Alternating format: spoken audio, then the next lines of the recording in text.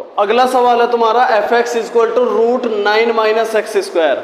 ये इसके ऑप्शन है, बताओ डोमेन एंड रेंज क्या होगा इस फंक्शन का। ठीक है, तो डोमेन का क्या मतलब होता है, एक्स की वैल्यू, किसकी, एक्स की वैल्यू, एक्स की वे सभी वैल्यू जिस पर फंक्शन एग्जिस्ट होता हो, फंक्शन एग्जिस्ट होता हो। फंक्शन एग्जिस्ट का क्या मतलब है, ना तो फंक्शन इमेजिनरी आना चाहिए और ना ही फंक्शन इनफाइनाइट आना चाहिए। ये दो चीजें नहीं आनी चाहिए। एक्स की वे सभी वैल्यू निकालो जिस पर फंक्शन कोई ना कोई रियल वैल्यू देता हो। क्या देता हो, रियल वैल्यू देता हो। ठीक है, अब बताओ, देखो ऑप्शन से करो। अगर पहले यहां पे देखो इन्फिनिटी आ रहा है, इन्फिनिटी के साथ क्लोज इंटरवल लग रहा है, इसका मतलब ये तो ऑप्शन हो ही नहीं सकता। ठीक है, पहले वाले ऑप्शन पे आएंगे -3 से स्मॉलर, -3 से छोटी छोटी वैल्यू है सारी, -3 से छोटी कोई वैल्यू ले लो। यहाँ पे सपोज करो आपने -4 ले ली तो कितना होगा, 9 - 16 हो जाएगा।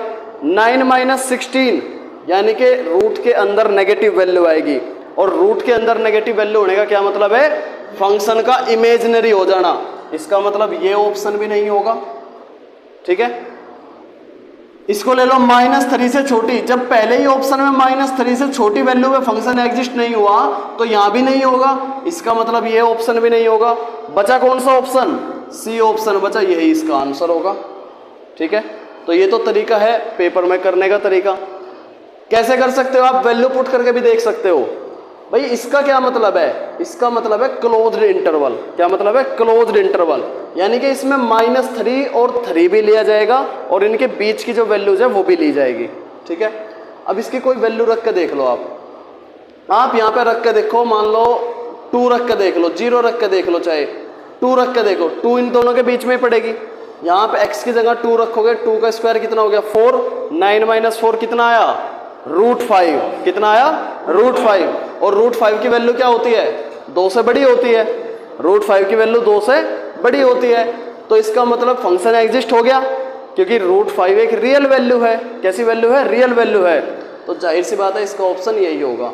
अच्छा, थ्योरेटिकली कैसे करेंगे, भाई रूट के अंदर फंक्शन है 9 - x स्क्वायर, फंक्शन इमेजिनरी नहीं होना चाहिए। इमेजिनरी फंक्शन तब नहीं होगा जब 9 - x स्क्वायर पॉजिटिव वैल्यू देगा। कैसी वैल्यू देगा, पॉजिटिव, यानी 9 - x स्क्वायर ग्रेटर देन और इक्वल टू भी 0 हो सकता है। ठीक है, इक्वल टू 0 हो सकता है, तो यहां से x स्क्वायर इधर जाएगा तो कैसा हो जाएगा, x square greater than equal to 9। ठीक है ना, उल्टा लिख दिया, 9 greater than equal to x square, या फिर x square smaller than equal to 9। ठीक है, x square smaller than equal to 9। ठीक है, अब इसको ओपन करेंगे तो यहाँ पे 2 वैल्यू आएगी, एक तो आएगी +3 और एक आएगी -3। राइट, जो वैल्यू पॉजिटिव की आई उसके लिए ये साइन रखेंगे हम सेम। ठीक है, और जो वैल्यू नेगेटिव वाली आई है उसके लिए साइन को कर देंगे हम चेंज, उल्टा कर देंगे साइन। ठीक है, तो इसका क्या मतलब हुआ कि x की वे सभी वैल्यूज जो -3 से तो बड़ी हो और 3 से छोटी हो, और -3 और 3 भी इंक्लूड होंगे क्योंकि बराबर का साइन लगा हुआ है। ये बात समझाई थी मैंने तुम्हें पिछले लेक्चर में। ठीक है ना, तो इसका मतलब क्या हुआ, क्लोज्ड इंटरवल हुआ, और यही क्या हो गया, इसका डोमेन हो गया। क्या हो गया, डोमेन, क्योंकि ये वैल्यू किसकी है, ये x की वैल्यू है, x यहां से लिया जाएगा। बोलो क्लियर है बात, समझ में आया सभी को। अब अगला है हमारा इस फंक्शन का रेंज निकालना। क्या निकालना है, रेंज। तो रेंज या तो आप थ्योरेटिकली करो ऐसे y = मान करके, या फिर जो हमारा ऑप्शन आया है ये C, ये किसकी वैल्यू आई है, डोमेन की, यानी कि x की वैल्यूज है। ये वैल्यूज रख के देख लो कि फंक्शन की वैल्यू कहां जाती है। भाई रेंज का क्या मतलब होता है, रेंज का मतलब होता है वैल्यू ऑफ fx का मान, यानी फंक्शन का क्या मान आता है, यही तो होता है रेंज का मतलब। ठीक है, तो यहाँ x की वैल्यू आप -3 रखो, -3 रखोगे यहाँ पे तो क्या बन जाएगा, 9 - 9 0, तो fx की एक वैल्यू तो आई क्या, 0। आप अब -3 से ग्रेटर ही तो वैल्यू ले सकते हैं हम, छोटी तो ले नहीं सकते क्योंकि इंटरवल ही यही आया। -3 से ग्रेटर ले लो, -2 रखोगे क्या आएगा यहाँ पे, √5। √5 2 से क्या होता है, बड़ा होता है, 2 से बड़ा। 3 से क्या होता है, 3 से छोटा होता है, तो इसका मतलब एक रियल वैल्यू आई है। ठीक है, -1 रखो, -1 रखोगे तो क्या मिलेगा, -1 रखोगे तो क्या मिलेगा, √8। √8 से √8 3 से छोटा है या बड़ा है, 3 से छोटा है √8, क्योंकि √9 होता है 3, √8 हो गया 3 से छोटा। ठीक है, छोटा है तो इसका मतलब 3 को अभी भी पार नहीं करा इसने, 0 से बड़ी वैल्यू आ रही है और 3 से छोटी वैल्यू आ रही है, लेकिन है एक रियल वैल्यू ही है। ठीक है ना, वास्तविक मान है। अब यहाँ पे 2 रख के देख लो, 2 रखोगे तो कितना मिलेगा, फिर वही √5 आ जाएगा, यानी वैल्यू 2 बार आ जाएगी। और सेट में, समुच्चय में 2 वैल्यू को एक ही बार लिखते हैं, ये बता रखा है मैंने तुम्हें पहले। ठीक है, अगर मैं यहाँ पे 3 रखता हूँ, 3 फिर क्या आ जाएगी, फिर दोबारा से 0 आ जाएगी। ठीक है, और अगर मैं यहाँ x की जगह 0 रखता हूँ, जो कि इस इंटरवल के बीच का ही पोर्शन है, 0 रखूंगा तो वैल्यू मैक्सिमम कितनी मिलेगी, √9। √9 का मतलब है 3, यानी कि वैल्यू फंक्शन की 0 भी आ रही है, 3 भी आ रही है, और 0 और 3 के बीच में आ रही है, इसलिए इस फंक्शन की रेंज होगी 0,3। बोलो क्लियर है, 0,3। समझ में आया सवाल? अगला सवाल लिखो। अब अगला सवाल मैं आपसे ये पूछता हूं कि f(x) = 1/√9 - x², इसका डोमेन बताओ और इसका रेंज बताओ। ध्यान से करना, फंक्शन हो गया 1/√9 - x²। करो।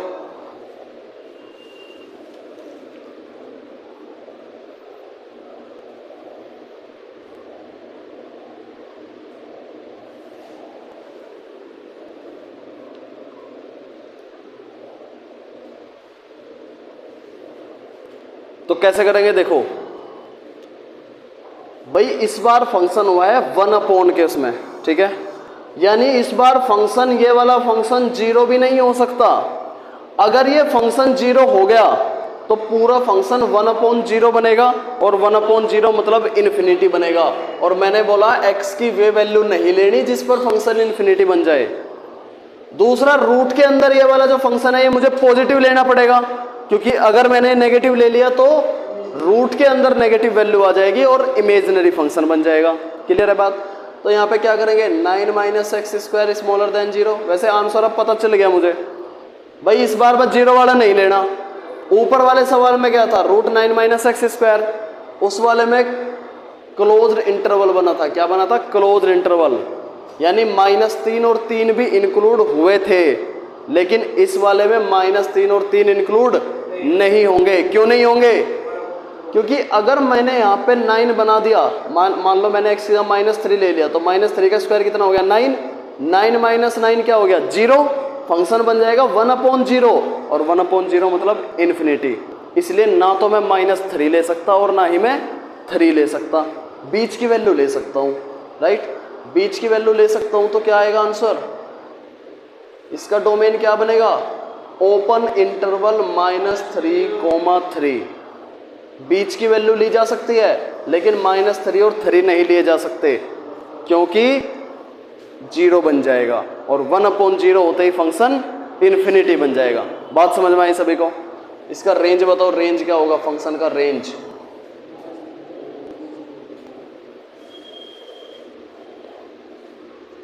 क्या इस फंक्शन की वैल्यू 0 आ जाएगी? इस बार तो 0 भी नहीं आएगी। क्या इस फंक्शन की वैल्यू 3 आ जाएगी? 3 भी नहीं आएगी। ठीक है, -3 और 3 के बीच में लेना है। रेंज बताओ, रेंज क्या होगी? रेंज होती है फंक्शन की वैल्यू, f(x) के क्या मान आएंगे, f(x) का मान, f(x) के क्या मान बन सकते हैं भाई? f(x) के मान निकालने के लिए आप x के बीच के जो मान है ना, ये रख के देख लो, पता चल जाएगा आपको। -2 रखो पहले, -2 रखोगे तो क्या मिलेगा, 1/√5। 1/√5 1/√5 की वैल्यू क्या होती है, 1 से भी छोटी होगी, तो 1 से भी छोटी होगी। ठीक है, ये वैल्यू होगी 1 से भी छोटी। ठीक है ना, तो यहाँ पे जो आएगी क्लोज ओपन इंटरवल, 0,1/3 वैल्यू आ जाएगी। कितनी? 0,1/3, क्योंकि 0,3 आई थी √9 - x² की। इस बार फंक्शन 1 में है, 1 में, तो किसकी हो, कितनी वैल्यू होगी? 1/3 वैल्यू होगी। ठीक है ना, समझ में आया सभी को? क्लियर है? ओपन क्यों लिया मैंने? ओपन इसलिए लिया क्योंकि 0 बन जाएगा अगर मैं क्लोज लूंगा तो फंक्शन इन्फिनिटी बन जाएगा फंक्शन।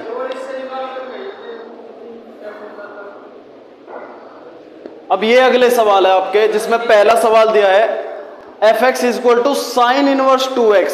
इस फंक्शन की हमें निकालनी है डोमेन। ठीक है। दूसरा सवाल है f(x) = sin इनवर्स x/x। इसकी निकालनी है हमें डोमेन। ध्यान देना, इसमें अपॉन x भी दिया हुआ है। सातवां सवाल है f(x) = x²। डोमेन भी निकालनी है और रेंज भी निकालनी है। ठीक है। डोमेन से आप क्या समझते हो? डोमेन मतलब x की वैल्यू निकालनी है, x की ऐसी वैल्यू जिस पर फंक्शन एग्जिस्ट होता हो। रेंज का फंक्शन की वैल्यू निकालनी है, फंक्शन की। ठीक है। आठवां सवाल f(x) = x³ डोमेन भी निकालनी है, रेंज भी निकालनी है। यह सवाल मैंने इसी से लिया। x² हो तो क्या होगा जब इवन पावर होती है, और जब ओड पावर होती है तो क्या होता है। ठीक है। और f(x) = √cos x, इसका डोमेन निकालना है। ये एक ट्रिग्नोमेट्रिक फंक्शन है। ट्रिग्नोमेट्रिक फंक्शन के मैंने आपको डोमेन एंड रेंज लिखवा रखे हैं। ठीक है, बताए थे कैसे निकलते हैं, कैसे बताते हैं domain and range trigonometric function के। लेकिन यहाँ है ट्रिग्नोमेट्रिक फंक्शन का अंडर रूट, तो ध्यान देना कैसे होना है। ठीक है।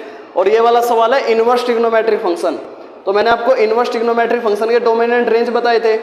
यहाँ x का 2 मल्टीपल्स है। ठीक है, 2 टाइम्स ऑफ x है। बताओ आंसर क्या हो गए, करो। मैं बताऊं? हाँ, साइन इनवर्स x का जो डोमेन होता है वो क्या होता है? साइन इनवर्स x का होता है जी डोमेन। क्या? इसका जो x बिलोंग करेगा वो -1 से 1 के बीच में बिलोंग करेगा। ठीक है। ये आपको मैंने बताया था कि जो साइन x का जो फंक्शन होता है, जैसे साइन x का जो ग्राफ होता है वो कुछ इस प्रकार का होता है। ठीक है। -1 से और 1 के बीच ये ऑसिलेट करता है। ये ग्राफ है साइन x का। किसका? साइन x का। और जब इनवर्स की बात होगी तो ये चीज ऐसे घूमेगी, ऐसे। ये एक्स एक्सिस हो गया, तो यहाँ -1 से 1 के बीच रहेगा x की वैल्यू। साइन इनवर्स का मतलब उल्टा हो जाना है। ठीक है ना। तो y एक्सिस पे ग्राफ बनेगा और x की जो वैल्यू आएगी -1 से 1 के बीच आएगी। क्लियर है यहाँ तक बात? तो डोमेन क्या बना इसका? साइन इनवर्स x का डोमेन बना -1 to 1। लेकिन ये किसकी बात कर रहा है? ये 2x की बात कर रहा है। एंगल को 2 गुना बना दिया। जब एंगल 2 गुना होगा तो वैल्यूज इनकी आधी ली जाएगी। कितनी? आधी। तो x क्या हो जाएगा? -1/2 एंड 1/2। ठीक है ना भाई। अगर यहाँ 2x मान लो मैं, तो 2 को इधर लेकर के जाऊं तो -1/2 एंड 1/2। तो डोमेन क्या बन गया? ऑप्शन कौन सा हो गया? बी ऑप्शन सही हो गया, -1/2, 1/2। क्लियर है? अगला सवाल, f(x) = sin inverse x/x। x की ऐसी वैल्यू लेनी है जिस पर फंक्शन एग्जिस्ट होता हो। यहाँ 2 फंक्शन आपको दिखाई दे रहे हैं। एक तो इनवर्स ट्रिग्नोमेट्रिक फंक्शन है और दूसरा एल्जेब्रिक फंक्शन है। और ये दोनों फंक्शन एक रेशनल फंक्शन बना रहे हैं परिमेय फॉर्म में, परिमेयकरण करके। ठीक है ना। और परिमेयकरण जब मैंने आपको परिमेय नंबर के बारे में बताया था, परिमेय संख्या के बारे में बताया था, रेशनल नंबर के बारे में बताया था, जो p/q की फॉर्म में होता है, तो उसमें एक बात और समझाई थी कि जो q होता है वो 0 नहीं होता, 0 के बराबर नहीं होता। क्योंकि अगर ये 0 के बराबर हो गया तो फंक्शन कैसा हो जाएगा? इन्फिनिटी हो जाएगा। कैसा हो जाएगा? इनफाइनाइट हो जाएगा। ठीक है ना। तो यहाँ साइन इनवर्स x की डोमेन क्या होती है? -1 से 1 होती है, वो भी क्लोज्ड इंटरवल के साथ में, ओपन नहीं, क्लोज्ड इंटरवल के साथ में। लेकिन यहाँ x 0 नहीं हो सकता। x 0 नहीं हो सकता, इस सेट में से 0 हटा दो भाई। 2 सेट का डिफरेंस हो गया ना ये। -1 और 1 तो हो सकता है, लेकिन 0 नहीं हो सकता। 0 नहीं हो सकता तो उसके सामने माइनस लगा दो। तो कौन सा ऑप्शन सही होगा? सी ऑप्शन सही होगा। यानी कि -1 से 1 हो सकता है, 0 नहीं हो सकता। क्लियर है? और ये जो ब्रैकेट लगे हुए इसका क्या मतलब है? इसका मतलब है कि 0 सेट है। ये सेट, ये है एक सेट, समुच्चय। क्लियर है बात? तो दोनों सवाल हो गए, ये भी हो गया, ये भी हो गया। ठीक है, अगला सवाल 7वां, F x is equal to X square. पहले तो मुझे ये बताओ ये फंक्शन कैसा है। एक एल्जेब्रिक फंक्शन है, एल्जेब्रिक फंक्शन है। ठीक है, क्वाड्रेटिक है कि लीनियर है? क्वाड्रेटिक है या लीनियर है? क्वाड्रेटिक मतलब द्विघात वाला। जिस वेरिएबल की दो घात होती है उसे हम बोलते हैं द्विघात, यानी कि क्वाड्रेटिक फंक्शन है। कैसा है? क्वाड्रेटिक। अच्छा, आप मुझे एक बात बताओ, इस फंक्शन के लिए मैं x की क्या वैल्यूज ले सकता हूं? कुछ भी ले सकता हूं, हर एक रियल नंबर ले सकता हूं। फंक्शन एग्जिस्ट होगा कि नहीं होगा? तो रियल नंबर, वैसे ऑप्शन में मुझे सारे रियल ही दिखाई दे रहे, तो आराम से समझ में आ जाएगा कि रियल नंबर डोमेन होगा इसका। ठीक है, रियल डोमेन कितना हो गया इसका? रियल नंबर हो गया, क्योंकि इस वैल्यू में, इस फंक्शन में मैं x की कुछ भी वैल्यू ले लूं, फंक्शन एग्जिस्ट जरूर होगा। ठीक है, लेकिन रेंज क्या बनेगी? फंक्शन की वैल्यू क्या आएगी? फंक्शन कहां से कहां तक फैलेगा? सारे रियल नंबर आ जाएंगे पक्का? पॉजिटिव वाले सारे रियल नंबर आएंगे। मान लो मैंने -1 लिया, -1 का स्क्वायर करूंगा कितना आएगा? +1 ही आएगा ना। -5 लिया, उसका स्क्वायर करा कितना आएगा? प्लस का ही 25 आएगा ना। तो यानी कुछ भी रियल नंबर आप ले लो, नेगेटिव या पॉजिटिव, हमेशा फंक्शन की वैल्यू पॉजिटिव ही आएगी। क्या आएगी? पॉजिटिव आएगी। तो रेंज क्या हो गई? रेंज हो गई पॉजिटिव रियल नंबर। क्या हो गई? Positive real number. तो कौन सा ऑप्शन सही होगा? सी ऑप्शन सही होगा, real number and positive real number. बताओ, क्लियर है? तो इस सवाल को बताओ फिर अब। हाँ भाई, x की वैल्यू तो कुछ भी रियल नंबर, कुछ भी ली जा सकती है रियल नंबर में से, तो डोमेन हो गई रियल नंबर। और x की क्यूब है, यानी ओड पावर है। ओड पावर है तो नेगेटिव वैल्यू को जब मैं क्यूब करूंगा, -1 की क्यूब करूंगा, तो वो भी नेगेटिव ही आएगा। इसका मतलब ये है कि पॉजिटिव वैल्यू भी मिलेगी, नेगेटिव वैल्यू मिलेगी, यानी सारा रियल नंबर मिल जाएगा। तो रेंज क्या होगा? रियल नंबर ही होगा। तो इसका ऑप्शन क्या होगा? ए ऑप्शन होगा। बोलो, क्लियर है क्या बात? ए ऑप्शन होगा। तो इसमें और इसमें यही डिफरेंस है। याद आपको ये रखना है कि अगर पावर इवन है तो रेंज पॉजिटिव रियल नंबर मिलेगी, पॉजिटिव रियल नंबर। और डोमेन तो कुछ भी हो सकता है। ठीक है, अगर ओड पावर है तो फिर रेंज भी रियल नंबर होगी और डोमेन भी रियल नंबर होगी। क्लियर है? अगला सवाल देखो, ये वाला, f x is equal to root cos x. अब आप मुझे ये बताओ कि कोस एक्स का डोमेन क्या होता है? कोस एक्स का डोमेन, वैसे देखो रूट कोस एक्स है, जाहिर सी बात है कोस एक्स नेगेटिव नहीं हो सकता, क्योंकि अगर कोस एक्स नेगेटिव हो गया तो रूट के अंदर नेगेटिव आ जाएगा, और रूट के अंदर नेगेटिव आने का मतलब है फंक्शन इमेजिनरी बन जाएगा। तो कोस एक्स को हम नेगेटिव नहीं ले सकते। क्या कोस एक्स 0 के बराबर हो सकता है? 0 के बराबर हो सकता है। ठीक है, 0 के बराबर हो सकता है। तो मैं ये लिख दूं, कोस एक्स डोमेन तभी एग्जिस्ट करेगा जब कोस एक्स पॉजिटिव होगा, 0 के बराबर या 0 से बड़ा होगा। जो भी वैल्यू, जो भी फंक्शन 0 से बड़ी होती है वो सारी पॉजिटिव होती है, जो वैल्यू 0 से छोटी होती है वो सारी नेगेटिव होती है। क्लियर है बात? तो कोस एक्स 0 से बड़ा और पॉजिटिव, जो ट्रिग्नोमेट्रिक फंक्शन होते हैं ना, ये क्वाड्रेंट के हिसाब से चलते हैं। किसके? क्वाड्रेंट के हिसाब से चलते हैं। तो ये फर्स्ट क्वाड्रेंट, इसमें तो सारे के सारे ट्रिग्नोमेट्रिक फंक्शन पॉजिटिव होते हैं, तो यानी यहाँ तो कोस एक्स भी पॉजिटिव होगा। इसमें सिर्फ और सिर्फ साइन और कोसेक पॉजिटिव होते हैं, बाकी सब नेगेटिव होते हैं। इसमें सिर्फ और सिर्फ टेन और कोट पॉजिटिव होते हैं, बाकी सब नेगेटिव होते हैं। और इसमें कोस और सेक पॉजिटिव होते हैं, बाकी सब नेगेटिव होते हैं। तो कौन कौन से क्वाड्रेंट में पॉजिटिव हुआ कोस? फर्स्ट में और फोर्थ में, फर्स्ट में और फोर्थ में। फर्स्ट क्वाड्रेंट का मतलब हो गया, अगर ये 0 डिग्री है तो ये π/2 है, मतलब कोस एक्स की जो डोमेन होगी वो 0 से π/2 ली जा सकती है। एक्स की वैल्यू 0 से π/2 ली जा सकती है। और ये वाली कौन सी वैल्यू होगी? ये होगी 3π/2। तो 3π/2 से जब 0 डिग्री वाली लाइन ऐसे घूम के यहाँ जाएगी तो इसी को 2π बोलेंगे, पूरा 360 का चक्कर, 360 डिग्री का चक्कर। बोलो, तो कोस जो है 3π/2 से 2π वाले क्वाड्रेंट में पॉजिटिव रहेगा, आया ना?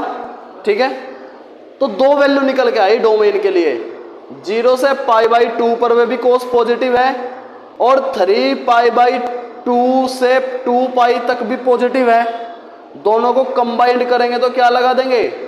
यूनियन का साइन लगा देंगे। यूनियन का मतलब ही क्या होता है? सेट को कंबाइंड करना। तो कौन सा ऑप्शन हो गया?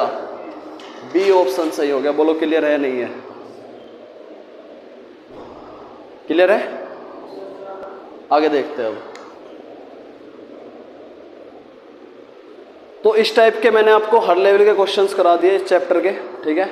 इस चैप्टर के हर टाइप के क्वेश्चन मैंने आपको करा दिए, जिसमें डोमेन एंड रेंज वाले भी आए, कंपोजिशन ऑफ फंक्शंस भी आए, फंक्शंस के टाइप कौन कौन से फंक्शंस होते हैं वो भी मैंने कराए, मैपिंग कराई 1 ऑन 2 इनटू मैपिंग, ये सब क्या होती है और उनके क्वेश्चंस कैसे फाइंड आउट करते हैं कि फंक्शन 1 है, ऑन 2 है या इनटू है, ये सारे टाइप के क्वेश्चंस मैंने आपको करा दिए, ठीक है। इससे पिछले वाले चैप्टर मैंने सेट करा दिया।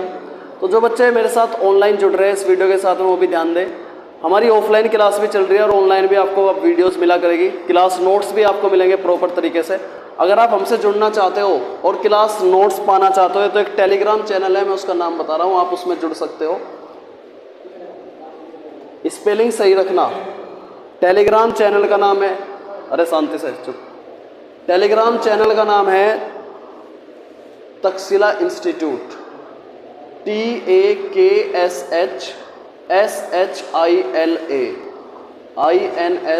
INSTITUT। स्पेलिंग सही रखना, स्पेलिंग मिस्टेक करोगे तो टेलीग्राम चैनल को ज्वाइन नहीं कर पाओगे, ठीक है। तो वहाँ पे आपको नोट्स मिल जाएंगे। बाकी ये चैप्टर हमारा खत्म होता है, इसके जो क्वेश्चंस है वो मैंने आपको प्रोवाइड करा दिए, ठीक है। उनको सभी को करना क्लियर, ठीक है। तो मैं तुम्हें बता रहा हूँ मैं बात। और कॉम्प्लेक्स नंबर कल हमारा नया चैप्टर चलेगा, कॉम्प्लेक्स नंबर, ठीक है, सम्मिश्र संख्या।